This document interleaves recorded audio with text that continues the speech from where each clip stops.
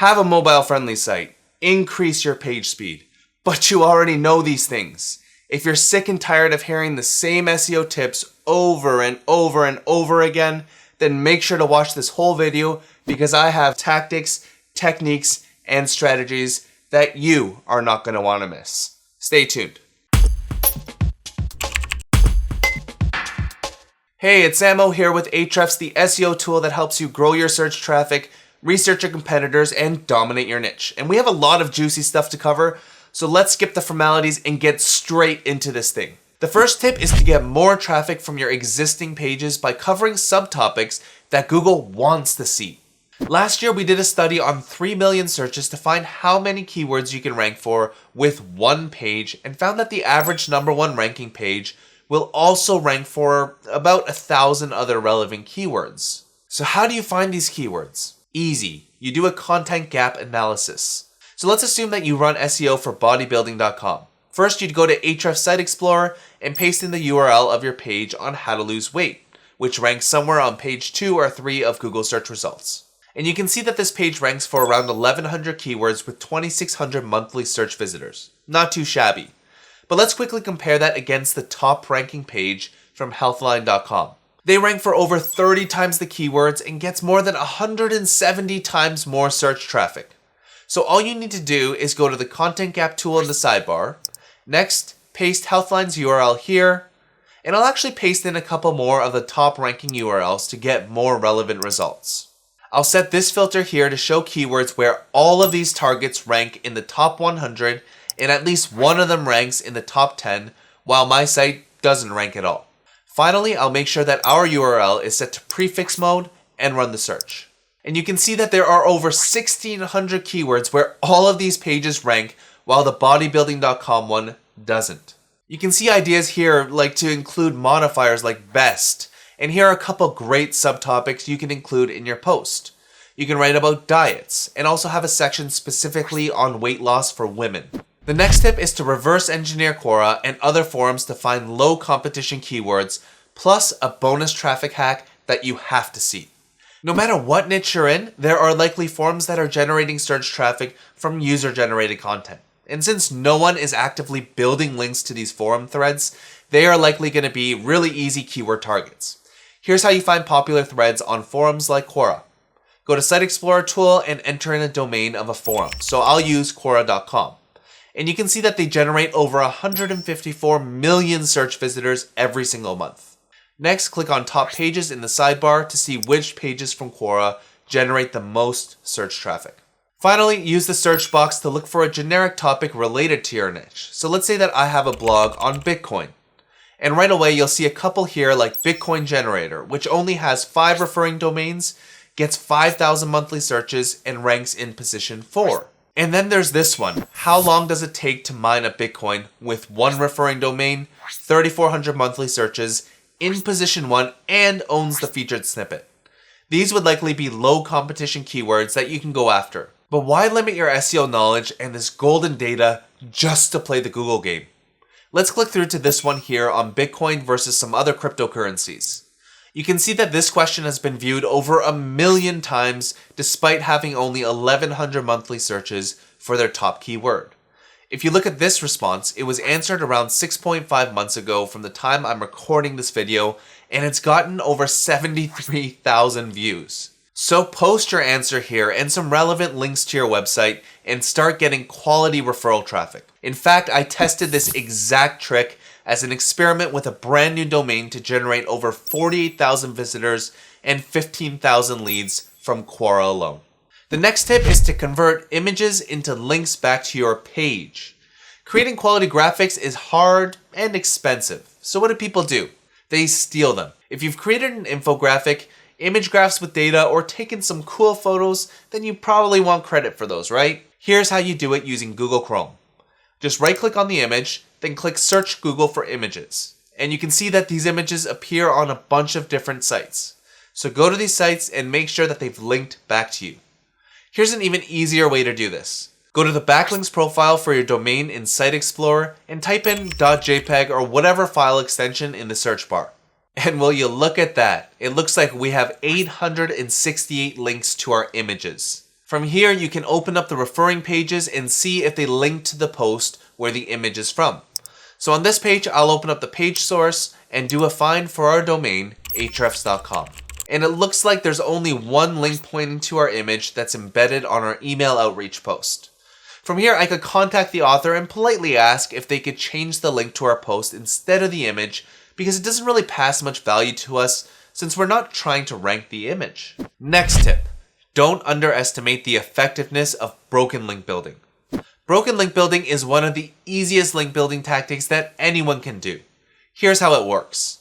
You find pages that are broken and have backlinks pointing to it, you recreate that page, then you reach out to the websites that are linking to the broken page and ask them for a link.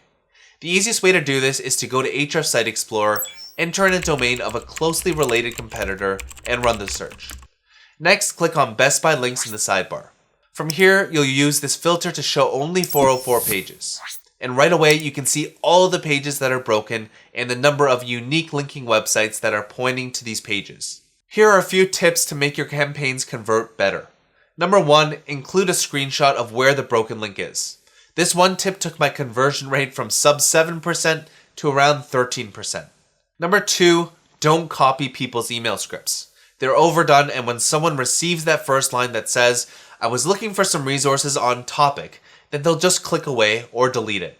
And number 3, make sure your resource is relevant and actually impressive. The next tip is to include case studies and stats in your articles. Stats build trust and links. Period, exclamation point, happy face. Take a look at the backlink profile for Ahrefs blog. If I do a search for the % sign, you can see that we have over 1,000 backlinks where this symbol is either in the anchor or surrounding text. But Sam, Ahrefs is a big data company. Well, let's look at Backlinko's backlinks. Brian has over 2,600 backlinks with a % sign in the anchor or surrounding text. And if you look through some of the links that he has, they're based on his personal results, like this one that says, Brian Dean increased his search traffic by 110% in just 14 days. Here are a couple more ideas on how you can add stats and data to your posts. Number 1, use your own surveys with email subscribers, social media followers, or whoever would fit the profile. And number 2, gather boring data and make it interesting. You can do this by turning it into an infographic, a video, or a map.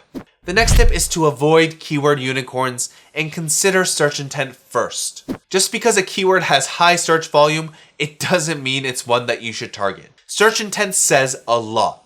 If we look at the keyword metrics for the search query Google Analytics in Ahrefs Keywords Explorer, you'll see that there are around 1.5 million searches per month.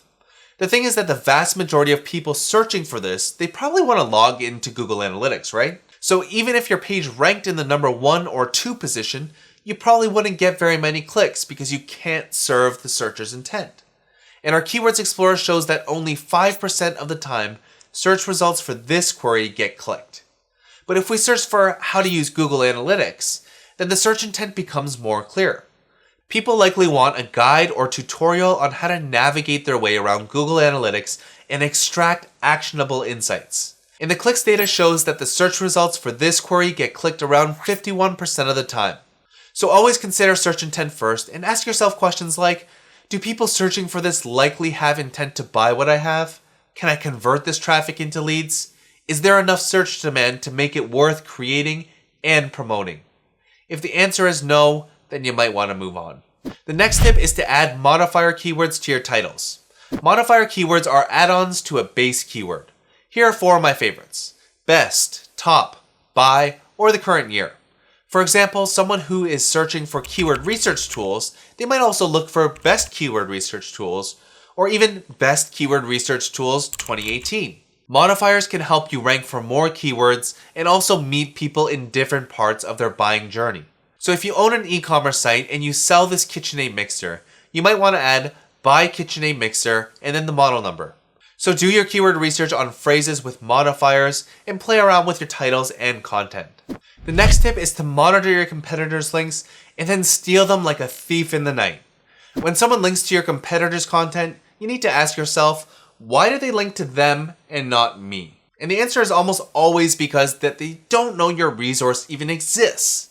And even if you email them right now and you tell them about your resource, it's probably too late because timing is a critical component in successful outreach. You can solve this by monitoring new backlinks for one of your competitors' pages, then reach out to the site owner or author ASAP.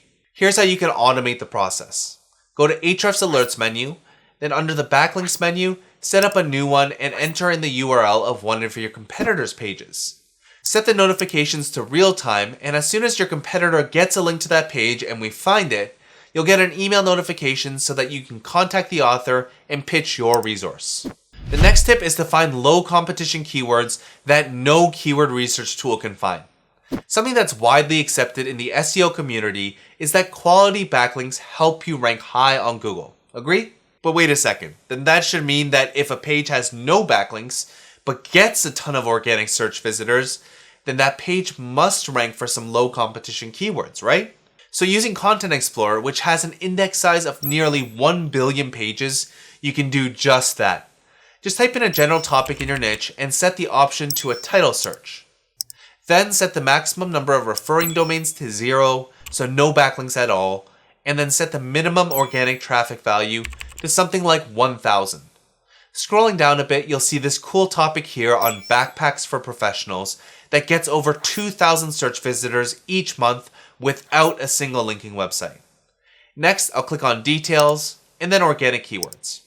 And just like that, I found some great keywords that I can create a post around, like professional backpack, best professional backpack, and professional backpacks for work. And I know that I can probably rank high for these keywords with one page and only a few quality backlinks, or maybe none at all, since this page is doing it. The next tip is to claim unlinked mentions. And this strategy is simple. When someone mentions you or your company, then they should link to you, right? Well, people don't always do that. There are a few ways to find people who have mentioned you but haven't linked to you. First, go to Google and search for something like your brand name minus site : your domain. But it'd be quite the feat to search through this many results only to find that most people have already linked to you. Instead, you can use Content Explorer. You can type in something like your brand name and common misspellings. So I'll type in brackets Netflix or NetSpaceFlix as a phrase match, or Netflix minus site : netflix.com. This query is going to look for any of these keywords and exclude results from their own domain. Next, I'll click on the one article per domain filter to narrow down our result set, since we don't need to get links from every page that has mentioned the brand name. Next, click on the Highlight Unlinked Domains dropdown and enter in the domain netflix.com. Scrolling down, you can see that this result is highlighted in yellow, which tells us that this website has never linked to netflix.com. From here, we could reach out to the site and claim an unlinked brand mention. If you have a lot of results like Netflix, then you can click the export button and make sure that this checkbox is checked to export only the unlinked domains. The next tip is to repurpose your best content. If you have a blog post that is done particularly well by gaining links or garnering engagement, then it might be a good idea to repurpose that content into different media types.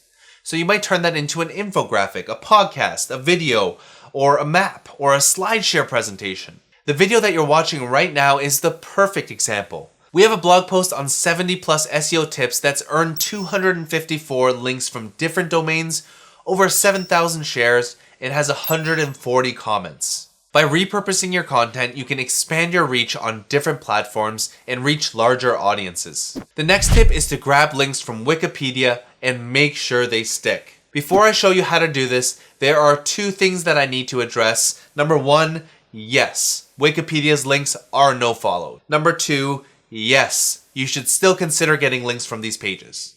But why? Because just the English version of Wikipedia gets around 3 billion search visitors every single month. Translation, an awesome place for referral traffic. With Wikipedia, anyone can edit the wikis and add links to their pages. Just find the wiki you want to add, click the edit button, and add your contribution. But they do have a pretty tight moderation team, so you can't just spam links. When you're adding content and or links to the pages, you need to make sure that the resources you're adding are bang on and adds value to what's already there.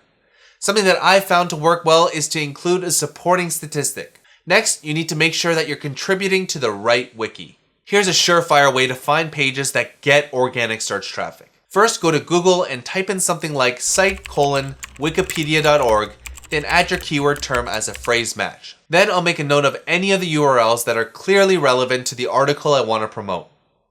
Next, I'll go to Ahrefs batch analysis tool and paste these URLs here and run the search.